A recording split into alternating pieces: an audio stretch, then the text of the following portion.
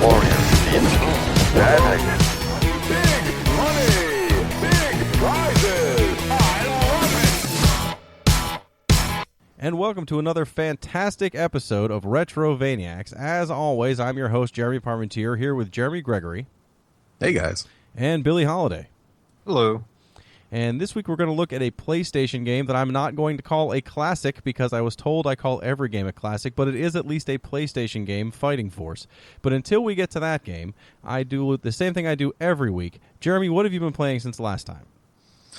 Well, since last time, I think last time I was talking about Uncharted 4, but I got sidetracked about 3/4 of the way through that game. And I don't know, it's been about a month ago, I bought the remake of Ratchet and Clank for the PlayStation 4. And I just kind of let it sit there. I didn't actually start. Well, I started it and played a little bit. And I was like, yeah, this is Ratchet and Clank. This is pretty fun. But I just kind of let it sit over to the side and didn't really think about it too much. And so I was kind of really deep into Uncharted. And I was like, well, I'm just going to go ahead and play something else real quick just to get my mind off Uncharted for a bit and see how, do something different. So I started up Ratchet and Clank. And I'm completely addicted to that game. I have now beat it.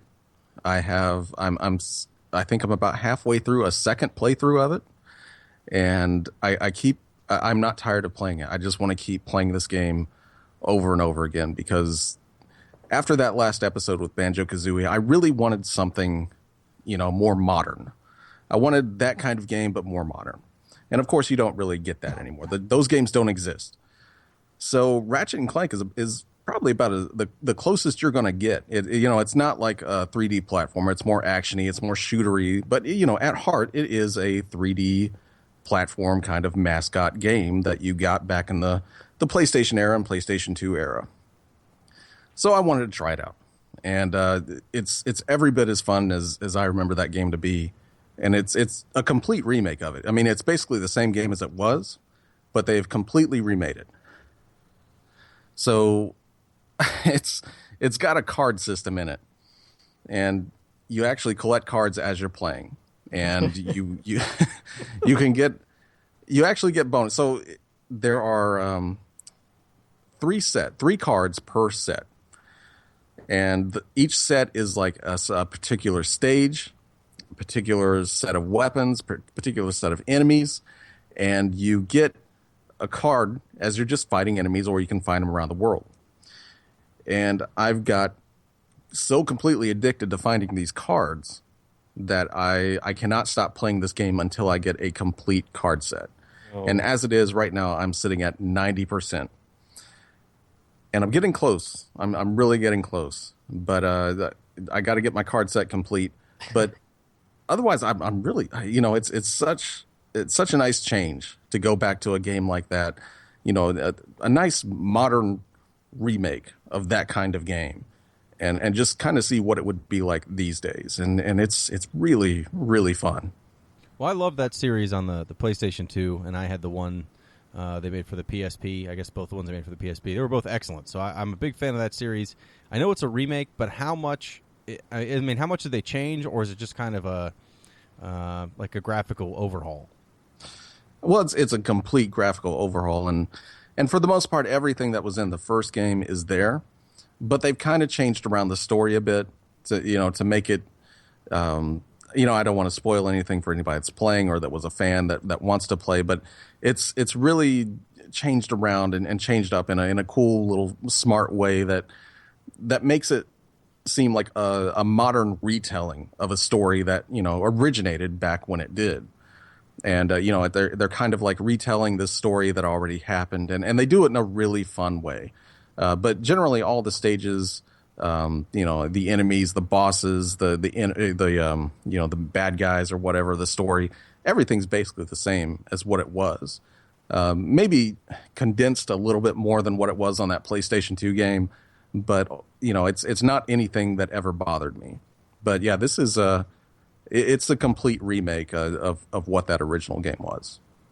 Well, with cards. I mean, how can you go wrong with an addition of collectible cards? You can't go wrong with cards. I mean, you put cards in, apparently, now with me, this is something I've just learned with myself. You put cards in a game, you've got me addicted forever. Because This is just something that I found out in the last year or so, on even on just on this podcast. Put a card game in your game, and you've got me for good. Instant fan. Yes. Well, I'm also playing a game with cards because I'm still playing Persona 3, but I don't want to talk about that because I think I've talked about it every week, either Persona 4 or Persona 3, because apparently that's all I like. But what I am playing that's different than both of those things is from that last Nintendo bundle that had some other games we had talked about before in passing. I'm playing Affordable Space Adventures on the Wii U, which I'm enjoying immensely. It's very, very basic. When you start, you basically have the ability to fly around with one stick and look around with the other stick. It's like a 2D platformer that's more of a platform puzzle game than I've played in quite a long time. And it actually uses the Wii Pad like a control panel that makes sense. So you have to actually hit enough buttons to change the level of your thruster or change the level of your gravity.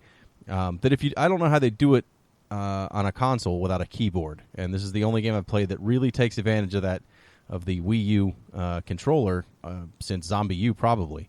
And I'm enjoying it a lot. It's very, very basic but very fun. Kind of a nice throwback, 2D puzzler, but with a lot of things that I don't know how you could do outside of a PC. So I guess it reminds me a lot of a good old PC freeware game. Which I went through a phase where I played a lot of those games where they're not the most flashy games, they aren't the most fleshed out games, but for just sitting down and plowing through it, a lot of fun, and that's what this feels like. I'm enjoying it a lot. I think it's kind of crazy, that so many. I'm almost shocked anymore when I hear anyone say that the Wii U pad is used in a way that it actually justifies having the Wii U pad. Like it seems so many games have just, even Nintendo's own games just kind of forgot about that Wii U pad. And so anytime I hear that a game has used it in a unique way that makes it seem like it's worth having, I'm kind of almost interested to play it. It's almost like if you were inside the ship and you had a touchpad that controlled all of your different gauges and dials. That's what it's for. So the downside of it, though, is that I can't play it on the controller. And that's one of the things I like about the Wii U games that don't do anything with the controller, like Super Mario Brothers, New Super Mario Brothers U or whatever, is that you can play it on the pad.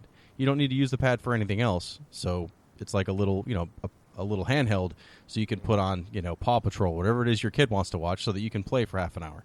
So I have to actually play this when I have the TV, so I get to play it very rarely. But I do like that it uses the pad for something else, because you're right, there's about 6 games that use it for anything of value. So Billy, what have you been playing? Well, I had picked up, I was playing Dark Souls 3, and I reached a point, it's a point I reach typically in these games, where I've encountered a boss, a completely optional boss, but I've decided I am not advancing any further until I beat them, and I can't do it. I've tried, and I've come close a couple of times, and I've just gotten so frustrated with it, I said I'm going to take a break. And I'm going to come back, in a couple weeks, I'm going to come back refreshed. Which I know all that really happens is that I come back and I've completely forgotten the control scheme, and I've completely forgotten any potentially promising techniques I was using at all. I'm going to be starting over again. So I picked up that Uncharted 4 because I was itching to pick something up, and Jeremy, he said, between, Ratchet and Clank, Uncharted 4, yeah, you can't go wrong. And I picked it up, and it has been just a wonderful game, and quickly my favorite game in that series. And I also, once again, at Jeremy's urging, I picked up that Overwatch. And I'm going to tell you, that game, it's something else. It's got hold of me. It's Jeremy told me, he said it's very reminiscent of Team Fortress 2, and I have to say it is reminiscent of Team Fortress 2 to the point to where I don't know how there's not a lawsuit involved. I can't make fun of you guys for your card fascination, because this game has crates in it. It has boxes. Every time you level up, you get a box that you open up, and it has upgrades. All cosmetic. As far as I know, I don't think there's any real game-changing ones in there, but I just can't get enough of opening these things up, and I have come very close now to spending. I paid a full $60 for this game, and I have come very close to plopping down even more to buy these crates, to tide me over until I level up again. I haven't yet, but it's coming. Probably tonight. I already spent $10. Just I What don't is know. it? I don't know what's wrong with me. You know, what is it about these cards, about these crates, about this type of thing? It just, I mean, it's got to be. They know it works. They know it's a great secondary income for this stuff. And for TF2, I never spent any money. Well, I think I did. I spent like maybe a buck or two on something just so I could open up the extra inventory space that you get in Team Fortress 2 for actually spending money on it, since it's a free game. And but I never really bought any of the other, the stuff that they had for sale for it. I never got into that. Even the stuff that I picked up, it was cool, but generally I kind of used just the stuff that the main game gave you. And I never felt like, I was at a disadvantage. And Overwatch is the same way. You're the only thing you're unlocking in those loot crates are things like, voice lines, skins, sprays that you can spray onto the wall, emotes and victory poses that at the end of the match they'll kind of show you with your team, and you can choose the little pose that you sit in there. And none of that changes the game or it makes you better or worse or anything like that. But god damn it, I want them. I want all of them. I gotta have them all. Every single one. And instead of like TF2, which just had, what was it, 5 or 6 classes or whatever, this one has, I don't know how many heroes it has, but there's it's like there's 21, and they say more to come over time. And each one of them has about 50 things that you can unlock for each one of them. Oh, and even when you're unlocking, you can go into that hero gallery, and there's a little bar underneath every one of them that kind of shows how far you are at unlocking everything for each character. And every time I do, it just like I get that itch, just like, oh man, if I just spend a few dollars getting one of these stupid fucking loot crates, I can maybe get, a new color for Diva or something. Something stupid. It's, I don't know. It's addicting, and I'm sure they know that. That's why they do it. But god damn it, I'll probably spend more money on this stupid game. Now, are you guys playing on PC or on consoles? PS4. Yeah, I'm playing on the console also. Yeah, I think everyone I know that's into it's playing on PC, but everyone's hooked. Everyone but me. Which means 6 months from now, when everyone's done with it, I'll play it and be like, guys, have you played Overwatch? It's incredible. That's how I normally do. I think this these game's things. got legs to it. I think it's got, that kind of TF2, Blizzard has already said that they're going to continue to support it for free. I'm sure they're going to have some paid stuff down the line for it, but they said any maps, any heroes or anything that comes out for it, that's all going to be free. And if there's one company that I can at least trust for supporting a game long after it's released, I think it's Blizzard. Well, yeah, that's the other part of it for me was, I'm normally not into that sort of... I mean, I like Team Fortress 2, but I didn't get hooked on or anything. But Blizzard is good at supporting their games. They also don't put out garbage generally. Even if you don't like the game, they're quality games. I mean, I wasn't a huge fan of Diablo 3, but I played it through twice. I liked it, but it just didn't grab me. But I would never say it was a bad game. Right, in this game, it's so polished. It's everything about it is top-notch quality. It's just a top-of-the-line game, and you have so much fun playing it. It's not anything... It's kind of like TF2 with me. It's not anything that you need to be super accurate at. You can definitely have those characters like the sniper in Team Fortress 2 that you need to be super accurate and on your game with. But then there's also these other characters it's just fun to play. It's kind of like a drunk game that you're not even trying to put too much effort in. You can pick some crazy character and have a good time a few matches, even if you get fucking whooped like I always do on our team. But, it's still fun. You can still have a good time with it. Yeah, and I think it's one of those, obviously there's people that are going to master this game, and they're going to be nearly unstoppable at it. But I think it's set up in a way, and I think some of the classes lend themselves to it a bit more, where just about, whatever your level of experience is, everybody's going to have their day on here. Everybody's going to have their big highlights on there.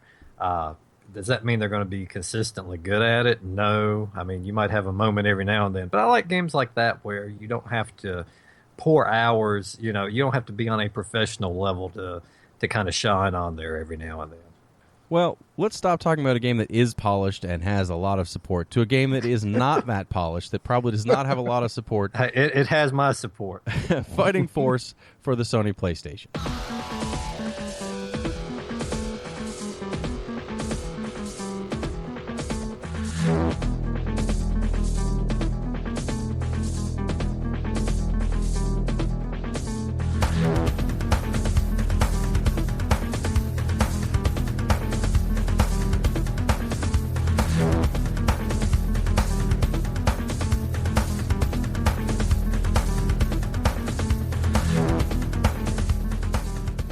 Now, this was my pick, and before the person from last week who mentioned that we pick games because we know they're bad, before he stands up and says, "I knew it," I just want to say I had very fond memories of this one. When it first came out, I picked it up for the PlayStation, and this was a time where I was either going to visit my cousin every weekend, or he was come over to my house, and I had the PlayStation between two of us, and it would travel with me. And we looked for a lot of good 2-player games, cooperative games, and this was an excellent one at the time, from what I recall. As with most PlayStation 1 games at the time, the graphics on this were amazing. And I had a lot of fond memories, and I put a lot of time into it. I've played through it solo in the past. I've played through it 2 players. And I think, as far as I know, this genre, this kind of 3D beat 'em up, hadn't been done too much. Not on the 16-bit or the 32-bit era, and not really much since. I mean, there's definitely still games like this, but a lot of the time they're kind of throwback, $20 Xbox arcade titles or something. They're not full release games that are that Streets of Rage style brawler that this is, and that's exactly the kind of game that Fighting Force is a Streets of Rage. It would have typically been a side-scrolling game, but this is in 3D because it's on the PlayStation, so everything has to be 3D and polygon-based. As a result, when you first turn it on, it is, at least in 2016, not an attractive game by any standard. All the characters look very boxy and blocky. There are 4 characters you can pick from, and 3 out of the 4 of them actually don't look half bad. But the one, and I don't remember anyone's name because they're all just mindless brawlers, but the giant one, the giant muscular one, just looks like a series of boxes stacked together. Much like if you turn on the original Tekken and pick Jack, and you're like, whoa, this didn't age as well as I thought it did. But even worse, just a series of weird boxes with like a smiley face on it. Yeah, but I mean, that's a very common early PlayStation 1 trouble. And I didn't really look back at any screenshots or any video before I picked this one, but I had a sneaking suspicion that was going to be the case. Some of the characters on that character select screen when they're up close, they look bad. Maybe marginally better once you get into the game. But I mean, as far as the graphics go, character models aside, I thought the backgrounds, they're not the most intricate. You've got city. I mean, you're fighting out in the streets. You're fighting, out on the city. You're down in the subway area, and I thought the backgrounds looked pretty good on this one. Well, even the characters that I just complained about, when you're actually playing the game, not bad. I mean, except for the giant guy, they really aren't bad in motion. They're not anything just to take pictures of and stare at and think, man, this looks amazing. But it moves well enough that at least the characters, being as blocky as they are, were totally passable even now. Yeah. But again, much like most early PlayStation games, it's going to be hard to jump into it if you weren't from that era to get past that look. This came out in 1997, and I did a little bit of research on it just to kind of figure out where it came from. According to Wikipedia, and I know that's not the most accurate place to go, but I did see some other websites online that did agree, although I can't tell if they also just took it from Wikipedia. But apparently this was supposed to be a Sega Saturn exclusive, and it was supposed to be a sequel to Streets of Rage, or something in the Streets of Rage family that Sega was going to put out. Then they decided, because the Saturn wasn't doing incredibly well, that they were going to port it to multiple systems, and then Sega said, fine, but then it can't be a Streets of Rage title. So they changed the name to Fighting Force, and then it actually never even showed up on the Saturn because there were some problems getting it emulated down to the Saturn from the PlayStation. So it ended up being a Saturn exclusive that was never released on the Saturn. Maybe it was Streets of Rage previously, because I only really found that in Wikipedia, but it definitely was another game for the Saturn first. And when you know it's supposed to be a Streets of Rage game, then it actually makes complete sense with how the whole game works, because it works exactly like Streets of Rage. If you're attacking a person, their life bar shows up on the side of the screen underneath your life bar until they're, until you change what you're fighting or if they die. It's you're fighting gangs in the streets. It's not really gangs. You're fighting, this guy's army.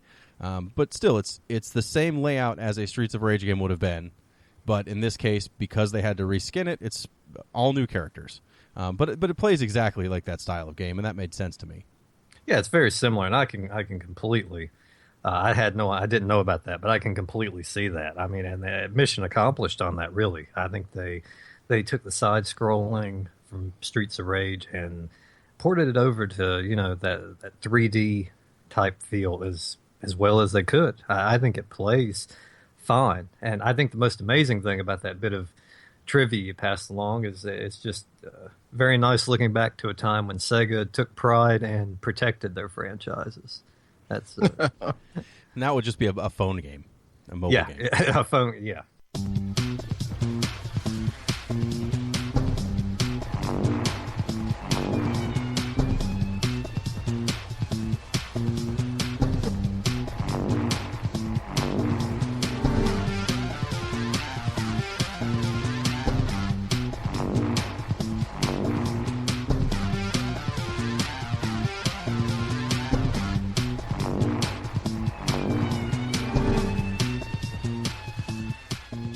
So you pick one of 4 characters to start the game.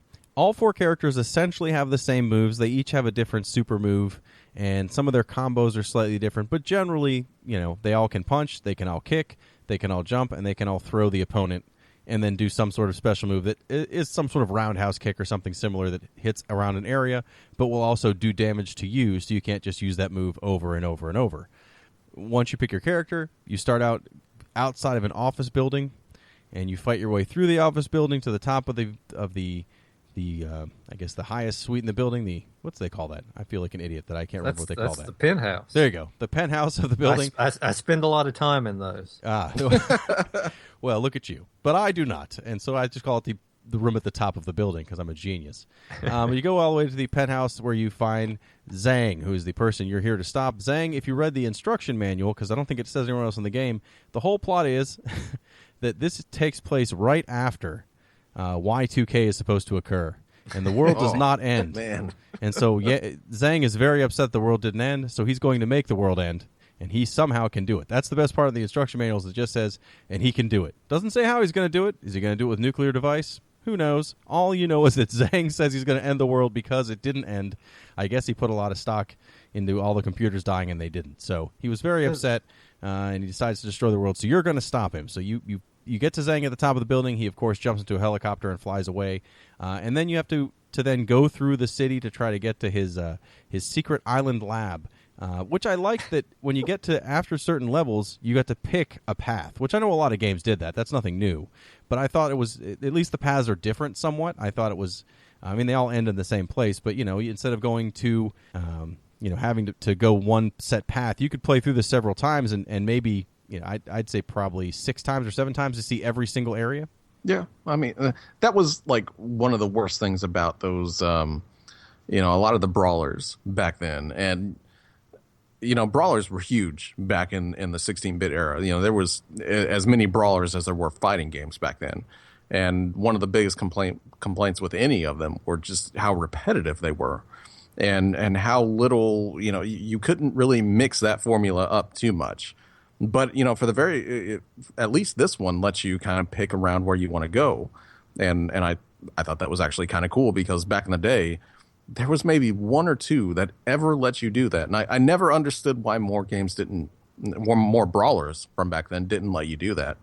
Yeah, this game tries a lot of interesting things out. I think this was one of the first games where it kind of, there are your basic weapons, like some enemies they'll drop guns. I think there's a rocket launcher in there. You have your melee weapons. This was one of the first games I had played that kind of very lightly dealt with the kind of the destructible environment and using things from the environment as a weapon. For instance, you can bust up or blow up a car, and you can use some parts of that car as a weapon. You can pull a piece of a guardrail off and use that as a weapon. And I thought that was something pretty innovative also up till that time. Most of the time to get a weapon, you got it off an enemy. After you knocked him down, you could take it from him.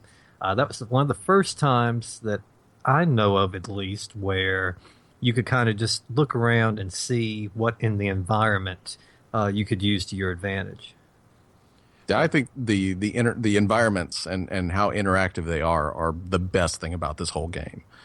Like, if you see it in that stage, you can walk up to it, whether it's a Coke machine, a car, anything. You can walk up to it, hit it a few times. It may not do anything to your advantage, but at least you can, it'll bust into pieces. You'll grab a part off of it that you can, hit somebody with. Coke cans will come out of the bottom of the Coke machine. It's stupid things like that. And there's always something in every single stage that, that you can grab and do. And I that's probably the best thing about this entire game to me. Well, even if it doesn't do anything for you in the game, at the end of every section, because each level is kind of broken out into sections where it adds up your score, you get bonuses for how many things you destroyed. So why wouldn't you just run around kicking every box and soda machine and car and every other dumb thing you can find just to get those extra points at the end? I certainly did. If you get enough points, that's how you earn continues. Otherwise, you only have the one life you start with. And at least on the normal difficulty, I didn't get incredibly far. I'm not very good at these kind of games. I'm not very patient, and sometimes a little bit more patience than just running at every enemy is required. So on the regular mode, I got to past where you fight Zhang, or meet Zhang, and he runs away, and then you go into the city streets, and I never cleared through all the city streets. So I changed it to easy to go farther through the game. But even on easy, I still died a couple times, and you earn continues at points, which is how most arcades work, but it was weird to see that on a console, that you start with 0 continues, not even 1, and you earn continues as you earn points. Which was, it's a nice throwback, but it was definitely not explained very well in the manual whatsoever. I had to kind of figure that out through trial and error. And the other complaint I have, kind of on the same token, because you have that one life, there is a save in the game. After you get through certain points in the game, you can save your progress. It's not as much a checkpoint, because if you die, you don't go back there, but you can reload at the same life level you were at, the same everything else. Same number of continues left. But how you find that save is possibly the hardest and dumbest way to find and load a game ever. So instead of just having a load game option at the start of the game, when you load up, it says, player 1 player, 2 player, or options. Well, there is no load game there, so I figured, okay, there is no save spot, because until you get through the fight where Zhang escapes, there is no save spot. So I just figured there wasn't any saves. And then I beat the area that Zhang was in and escaped from, and all of a sudden it saved. And I thought, oh, okay, great. I have a checkpoint. I have a save spot. I guess a save option, a load option will show up at the beginning of the screen. No, when I died, it went right back to the start of the game. There's nowhere that says you can load, so I figured maybe if I start, it'll just start me there as a checkpoint. No, it starts you at the beginning of the game. I couldn't figure out how to load a game. You have to go into the options screen, and there's actually 2 loads. There's a load for options, and there's a load for game progress. And if you pick the load game progress, it'll take you back to that checkpoint, and that's great. But that means every time you want to continue, you've got to go back out to that main menu, go all the way down through the load screen, option screen to find load option. It was just a weird, bizarre place to put a loading area. And if I wouldn't have had a copy of the manual to look at, because I downloaded this one on the Vita, so it gives you the electronic manual, I would never have figured that out, ever. I would have just assumed the save was broken, or it was just saving score, or who knows what it was doing. But, yeah, what a weird way to save and load your game. I never figured that out as a kid. I didn't know. No, when we played this, you played straight through. I never dealt with that at all. Even this time, I just kind of played it straight through. That is, that's especially for a fighting game where you usually turn your brain off. That's a bit to take in. Right, and it's a pretty short game. You actually don't need that save. Well, you can. I think. On a good by yourself. I've seen people, running it, just a bit over an hour and a half. Yeah, there's about 5 different spots where you can save throughout the game, including the very end. So there's that. I broke that out into 5 different areas essentially, and yeah, you can blow through all those areas in a couple hours. That's not going to take you too long, and for a brawler, that's not an incredibly short or long game. It's a pretty average length brawler. I think looking at Streets of Rage or Golden Axe or any of those games from the 16-bit era, 2 hours is actually pretty long. Mm-hmm. So it's got a good length on it, and much like any of those brawlers, if you can get past that, you're going to fight a whole lot of things over and over and over again. If that's your style of game, then I think this is actually holds up pretty well still. Yeah, and you know what? One of my favorite things is the names that these kind of generic guys get in these brawlers. You know, the guys that you'll see over and over again throughout the game. And I think Final Fight was the first time I really noticed all these names. And this one, I jotted down a few. You take on the likes of Dude, Skinny, Snaky, and there was a fella named Misery. Also, these are all These are male characters, but I think there was a disconnect with the females. I think they were not informed they needed a intimidating nickname, because the first two ladies I took on were Sandy and Lori, which is not very intimidating at all. Speaking of, I can't get over. I own this game, the PS1. I still have my copy. I still have the instruction book. I don't think I ever read it because I had no idea when you told us earlier about this main villain's his intentions and his reasoning. This has to be the worst reasoning for a villain to try to take over in a fighting game. It sounds like it's a guy that he's stocked up on a lot of bottled water, a lot of canned corn, and now he's mad that he blew all that money. He is furious. He has a house full of canned corn. Because the neighbors told him. He said, "You're wasting your time." I'll show all of you when I'm the last one living. Oh, I guess it didn't happen. Well, I'll still be the last one living. Watch this. And again, this game came out in 1997, so I guess people were concerned about Y2K. I don't remember it until right before the end of 1999, where people were like, yeah, it might be pretty bad. But really, no one honestly thought, outside of some extreme zealots, that anything was going to actually happen. But I guess Zhang did plan on a disaster. It did not occur, so he's going to force a disaster. Yeah, it's a great story in its dumbness. It's wonderful in its dumbness. And yeah, I did notice those names. I like that. That's River City Ransom was the game that had that, where I noticed all the names of everybody you're fighting the whole time. That I found the same kind of thing as this. I think the bosses in this are a little lacking. Generally, there's 5 or 6 boss characters you run into, which are basically just larger versions of who you're already fighting. Yeah. I think there's only one boss that takes any sort of actual different strategy other than run around and don't get hit. And that's the one. I don't even know if he's in both sides. When you get to the decision to go to either the air base or the naval base, I went with a naval base. And I didn't go through the air base. I didn't get that far on my other second playthrough. And you fight a guy with a jetpack who will fly around the room, and the only way you can hurt him is to throw barrels at him. Yeah, that's the route I took also. I would have to imagine you would face the same boss either way. I'll have to look at that and see, but I just can't imagine there are different bosses for these different routes. Well, especially that's the only one that has, again, anything different going on. All the other bosses you fight, you pretty much just avoid them and hit them when you can, do some jump kicks, do whatever you can to take them down before they take you down. Even Zhang as the last boss, I thought, and again, I beat him on easy, so I'm not going to go on and say he was an easy boss, but he was a very simple boss. It was, just don't get hit. He does a lot of damage when he hits you, so just don't let him hit you.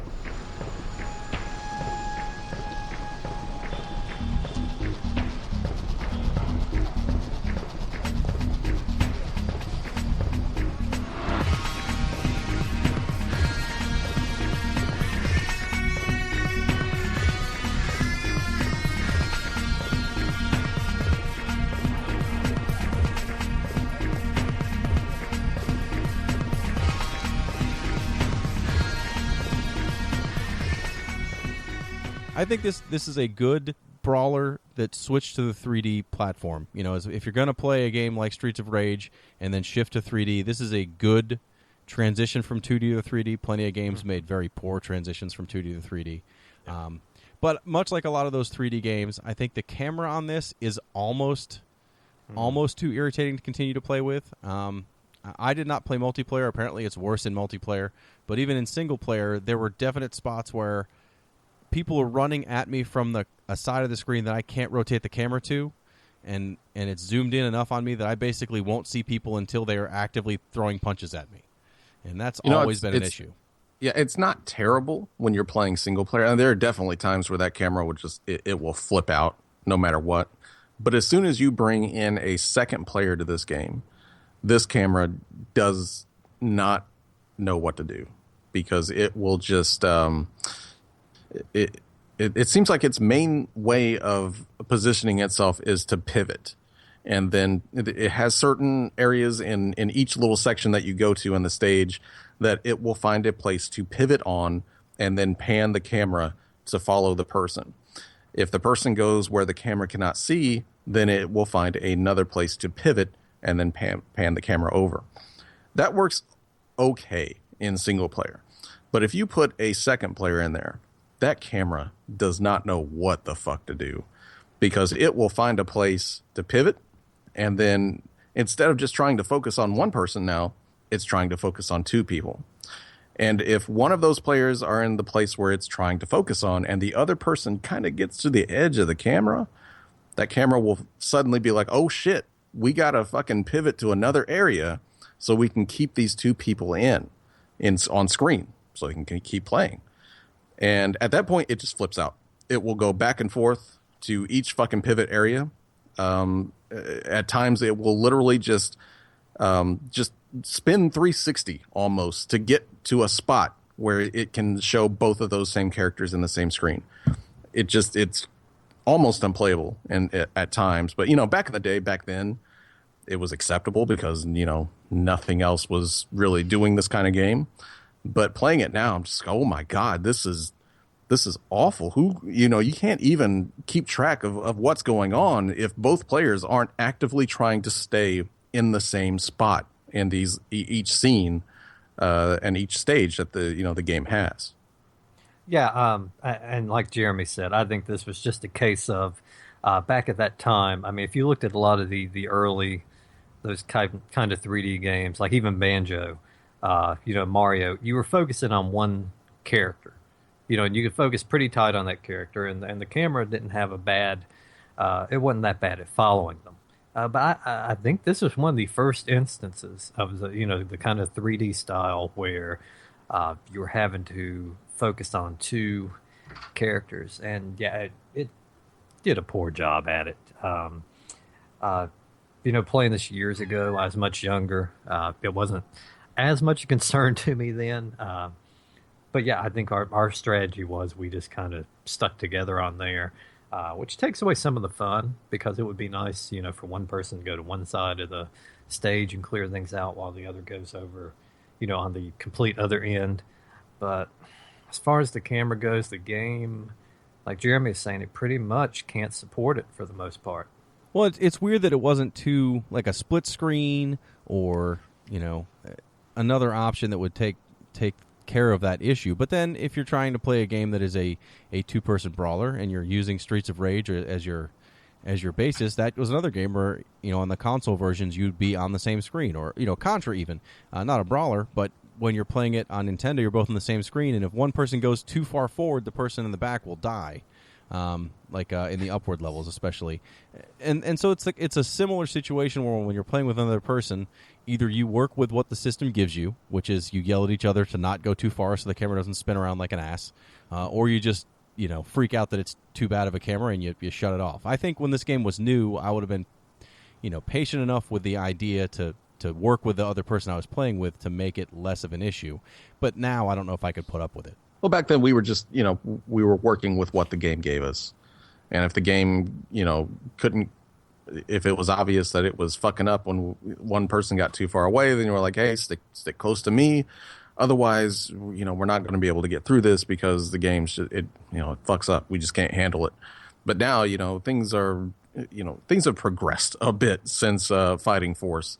And we expect a little bit more from our 3D games and stuff like that. So it's definitely a product of its time, I guess. We say that a lot, but that camera in this game, it is certainly a product of its time. Well, and this game did fairly well when it came out. I remember it was pushed pretty hard. It had a lot of ads. I know a lot of people bought it because, again, they didn't make a lot of games like this at the time anymore. And if you wanted to play a two-player co-op game, there weren't many of those on the PlayStation, really. Everything was either a fighting game or a sports game or one player. There wasn't a lot of multiplayer. So this did pretty well. I remember selling a good deal of these. There was a version they put out later, a enhanced port of this for the Nintendo 64 called Fighting Force 64, because there was a time frame where every game on the Nintendo 64 ended with 64. And then there was a sequel to this, Fighting Force 2, that I think was PlayStation only, but I'm not positive. And it only focused on one of the 4 characters from this game, and apparently was more involved than this was. It was more of an adventure game style, like Tomb Raider kind of. I did not play this, though, so I'm not able to speak directly to if it was good or not. Did either of you guys play Fighting Force 2? It was more of a third-person kind of actiony kind of game. You know, it was definitely not the 3D brawler that this game is. So apparently the whatever formula they had for Fighting Force, either they didn't think it was successful enough to make the money they wanted to, or what, but they went into kind of a different direction with that second game. So I never actually played it myself. I read some reviews from back in the day. I remember everybody just being kind of like, this is, it's not terrible, but there's a lot better other stuff that you could play that's better than this. So I just don't think that this game quite had the identity that maybe the first game had, that from doing the sequel with it. Well, apparently you were not alone in not enjoying or playing the second one, because neither of us were, because they did not make any more. There was apparently a third Fighting Force. It was in development for the PlayStation 2 and Xbox, but it was canceled when Core went out of business.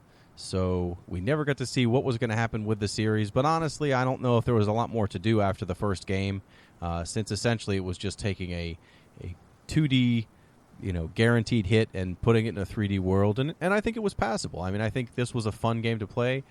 For this is not one I had played before to this podcast, more than just as a demo in a store. And I after getting past the blockiness of it, and getting back in the mindset of playing a brawler, I actually really enjoyed this.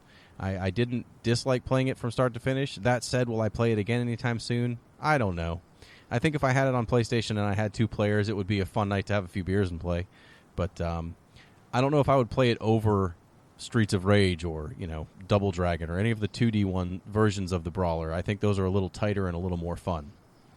Yeah, and I mean, and a lot of this one was just, this was something kind of new at the time, and I think like you said, it's a perfectly fine game.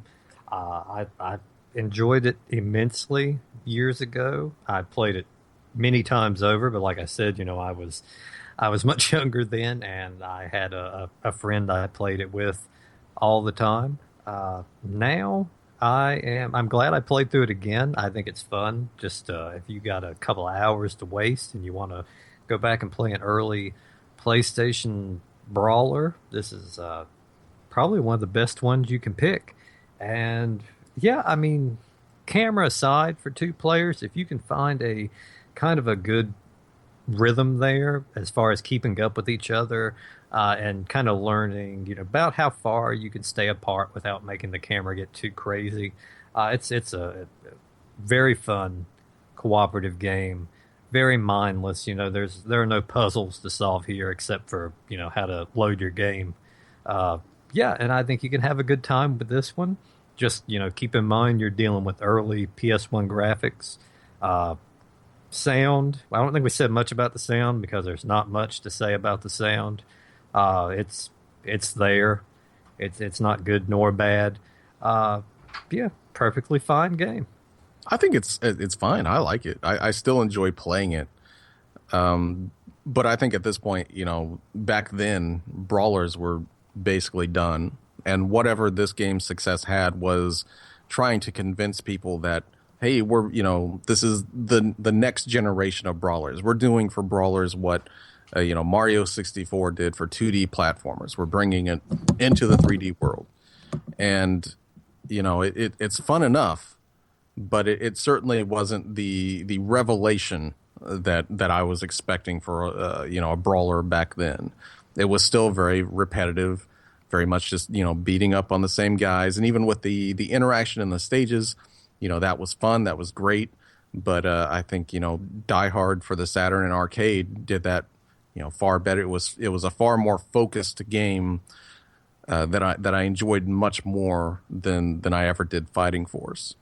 And I think that was pretty much it for besides the random fucking, like you said, Xbox arcade game or something like that came around for brawlers for a long time. I think Fighting Force was kind of that was it for the genre for a while. So we're all in agreement. This is a good version of a game style that really wasn't around in the 32-bit era. Totally playable. Not sure if it would take the place of a 2D version on a 16-bit console, but if you have a PlayStation, you could definitely do worse.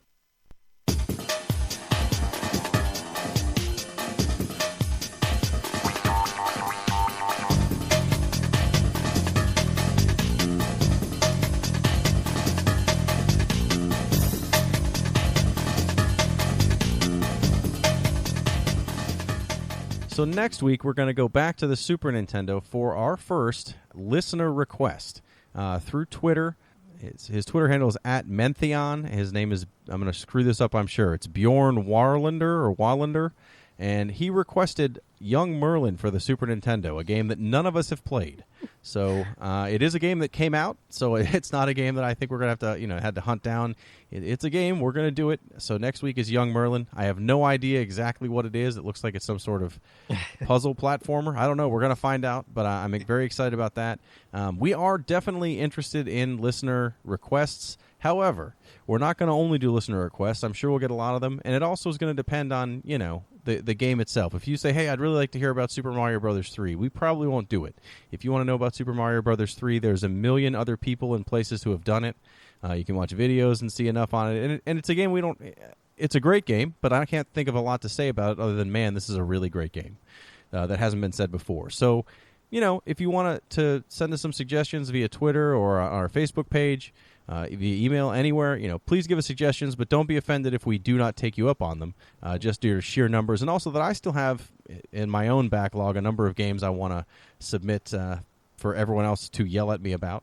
And I'm sure that Billy and Jeremy do as well. So I think we're going to definitely do some more listener submissions, but we'll see how it goes. But we're going to do our first one next time for Young Merlin.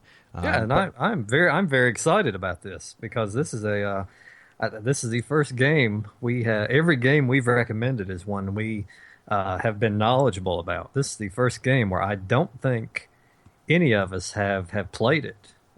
So this is going to be something.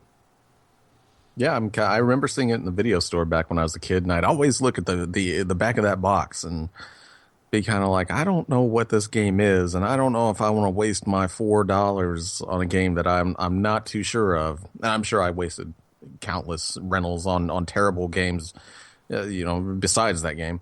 So I'm really interested to see what I might have missed back then. But along with listener suggestions, we also still love to get listener questions. And this week, much like almost every other week, we do have a listener question. What is this week's question, Jeremy?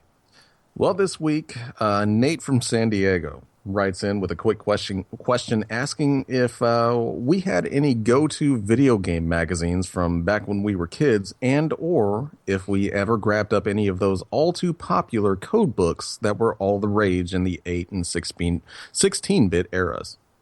Well, I can start this one off. As far as the game magazines go, I had my Nintendo Power subscription, which was a must back then.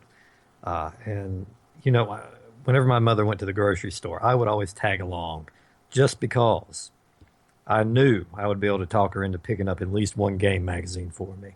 And it really, I didn't have a particular magazine I was loyal to. If I would, based on what was on the cover, whether it was EGM, Game Pro, Game Players, I think I ended up buying maybe the most, that or Game Pro.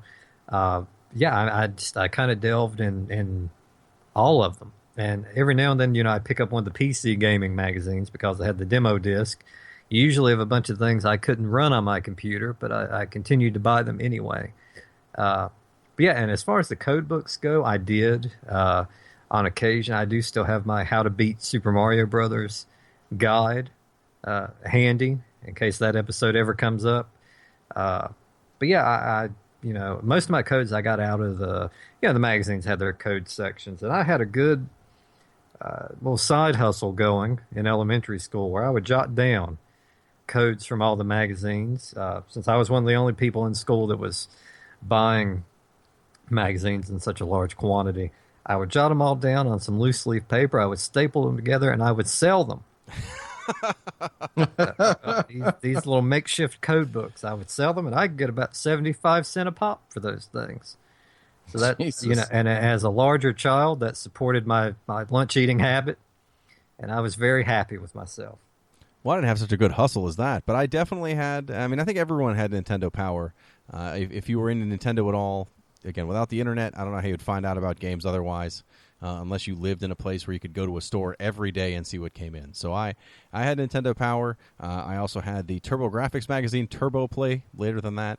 And PC-wise, we had an Amiga, and so I got Amiga World magazine. So those three magazines were always ones that we had until I moved on from Nintendo. And once I started working at the electronics boutique, I think I read every magazine, because what are you going to do in the mornings, because no one's in a store? So I read every single magazine. The only ones I really kept were Game Fan and PSM. PSM was great because they would always have sometimes it was a demo disc, sometimes it was like memory card stickers, and I liked the covers. So I kept all those for a long, long time. I eventually got rid of everything, but I did keep all my memory card stickers, just in case I come upon 30 memory cards that I won't be able to tell apart. Very excited about those. For the code books, I never bought a lot of single game guides. Like I wouldn't have bought a guide to Final Fantasy VII or something. But what I did have, Nintendo era only, really, were like the actual just all text books that would come out, where it was like 50 top Nintendo secrets, and it would give you like some of the worst secrets because it was written by people who didn't necessarily play games. So it would be like, did you know in Mario the fire flower lets you shoot fire? And you're like, man, this book is awesome. I read those books cover to cover. I guarantee I've got one or two somewhere in my house still, and they're totally unreadable garbage. But I definitely had a bunch of those. Every time there was a school book fair, those were in there, and I would get there early just to get that book, just in case I needed 20 more super secret Nintendo endings. So I was very excited about that. Well, I guess my go-to magazine was always Game Fan. I got any magazine that I could kind of find at the grocery store when we went. But I always looked for Game Fan because I loved reading it. It was they had the best layout, I think, of any magazine back then. It was always kind of just visually stunning to go through, flip through the pages of that magazine. Just great layouts, even if it got to the point where you couldn't even read the previews or reviews because, good God, they loved their fucking layouts. But that magazine was such a pile of shit for the most part because they got the reputation, and rightly so, for hyping up just about any game that they threw on a preview. And this was the magazine that famously hyped up Aquanaut's Holiday for the PlayStation as being one of the most revolutionary games that was coming out. And it was revolutionary in just how boring it was. But, every single game, you just kind of had to know when you were reading Game Fan magazine to kind of maybe take everything with a grain of salt, because those guys were going to every single game was going to be the greatest game that was coming out. Fighting Force is actually one of their another game that I remember being hyped up to the stratosphere with them. They did I think it was like a 4-page spread of that game, and since it was done by the same developer that did Tomb Raider, I don't know if it was the same team, I don't think it was, but they were like, they're doing for the Brawler what they did with adventure games with Tomb Raider, and they just really hyped these games up and just the most hyperbolic way imaginable, and that was one of the things I really liked about Game Fan magazine. Still do, obviously to their own fault, but it was endearing, and it still is endearing looking back to all those old magazines I still have. As for code books, I only bought one in my entire life, one code book, and I'm going to look up at my shelf right now and read the name of it. It is called 3DO Game Secrets, and it is a fairly thick. It's about an inch thick book of game strategies and secrets for, I think, just about every 3DO game that was released at the time back then, which was, I guess, about a few dozen. And the best thing about this whole code book is the guy that writes it, because he is not afraid to call these games shit. And there were a lot of 3DO games that are in this book that is just literal shit. And it's so funny to read through this code book and just see them being like, you could do this code to get, all this kind of shit if you want to get through Jurassic Park the movie for 3DO, but don't waste your time. It's not worth it. It's not worth anything to even play this game. The best secret is to probably just take the game out of your 3DO and throw it in the trash and then pretend you never played it. And I think that was probably the best 3D or the best code book I've ever had. And it's the only code book I've ever had.